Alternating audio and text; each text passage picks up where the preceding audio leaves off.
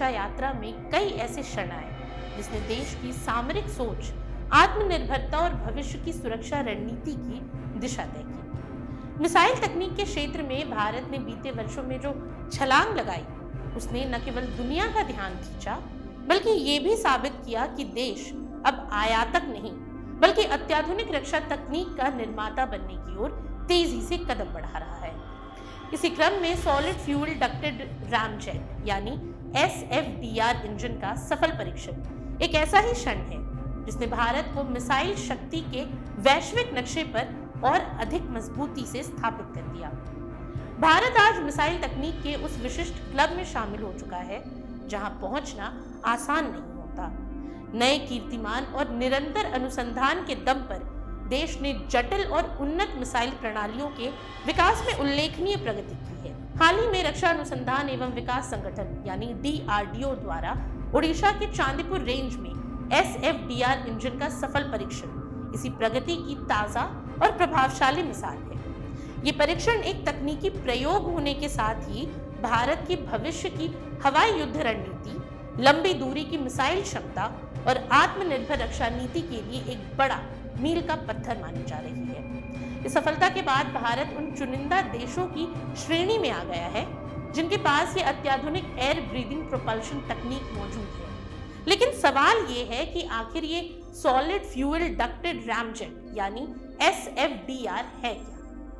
तो SFDR तकनीक को समझने के लिए सबसे पहले रामजेट तकनीक को जानना जरूरी है। रामजेट इंजन एक उन्नत एयर ब्रीदिंग जेट इंजन प्रणाली है जिसका इस्तेमाल खास तौर पर सुपरसोनिक मिसाइलों और उच्च गति वाले विमानों में किया जाता है। इसकी सबसे खास बात यह है कि इसमें पारंपरिक जेट इंजन की तरह कंप्रेसर या टरबाइन जैसे घूमने वाले पुर्जे नहीं होते, यानी ये कम जटिल होने के बावजूद बेहद शक्तिशाली होता है। इसकी कार्य प्रणाली गति पर आधारित होती है।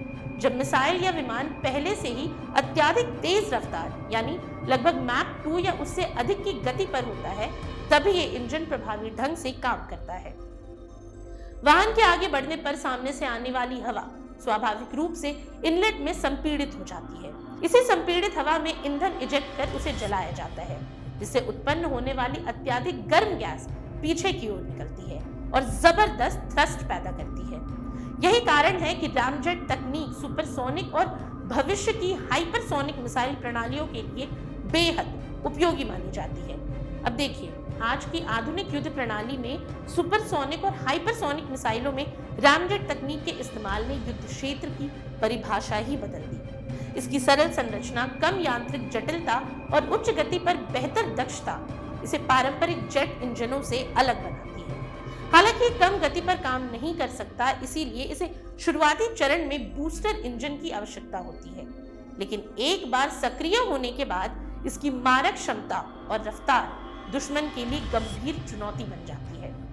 आज इसी तकनीक का उपयोग ब्रह्मोस जैसी सुपरसोनिक क्रूज मिसाइलों में देखा जा रहा है और भविष्य की हाइपरसोनिक प्रणालियों में इसकी भूमिका और भी अहम होने वाली है। इसके अलावा रामजेट इंजन से लैस मिसाइलें न केवल अधिक शक्तिशाली होती हैं, बल्कि लंबी दूरी तक लक्ष्य को भेदने में भी सक्षम होती हैं। ऐसी मिसाइलें फाइटर विमानों को बियॉन्ड विजुअल रेंज क्षमता प्रदान करती है, जिससे पायलट सुरक्षित दूरी से ही दुश्मन के विमान को निशाना बना सकता है।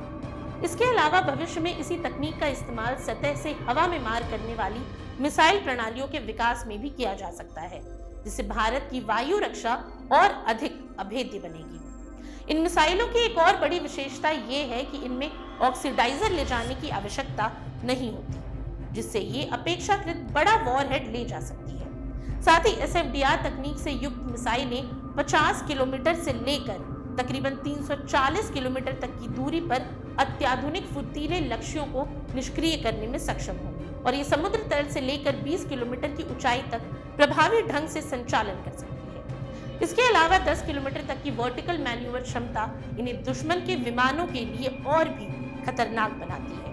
यही कारण है कि ऐसे मिसाइलों से लैस होने पर भारतीय वायुसेना को हवाई युद्ध में निर्णायक बढ़त मिलने की उम्मीद है। अब कुल मिलाकर SFDR का सफल परीक्षण भारत की आत्मनिर्भर रक्षा नीति का सशक्त प्रमाण है, क्योंकि देश अब विश्व स्तरीय रक्षा तकनीक को न केवल विकसित कर सकता है, बल्कि उसका निर्माण भी स्वदेश में करने की क्षमता रखता है। आने वाले समय में जब भारतीय मिसाइलें और लड़ाकू विमान इस उन्नत तकनीक से लैस होंगे, तब ये स्पष्ट होगा कि भारत केवल अपनी सुरक्षा ही नहीं, बल्कि वैश्विक रक्षा परिदृश्य में अपनी भूमिका भी नए सिरे से परिभाषित कर रहा है। आज के लिए इतना ही। ये सामग्री आपके लिए जुटाई थी उर्वशी शेखर ने और वीडियो संयोजन किया था राहुल कुमार ने। ये वीडियो आपको कैसा लगा हमें कमेंट सेक्शन में जरूर बताएं और ऐसी तमाम रोचक जानकारियों के लिए बने रहिए स्वराज पोस्ट झारखंड के साथ। और अब तक अगर आपने हमारे YouTube चैनल को सब्सक्राइब नहीं किया तो अभी जाकर करें और Facebook पर हमारे पेज को लाइक और फॉलो करना ना भूलें।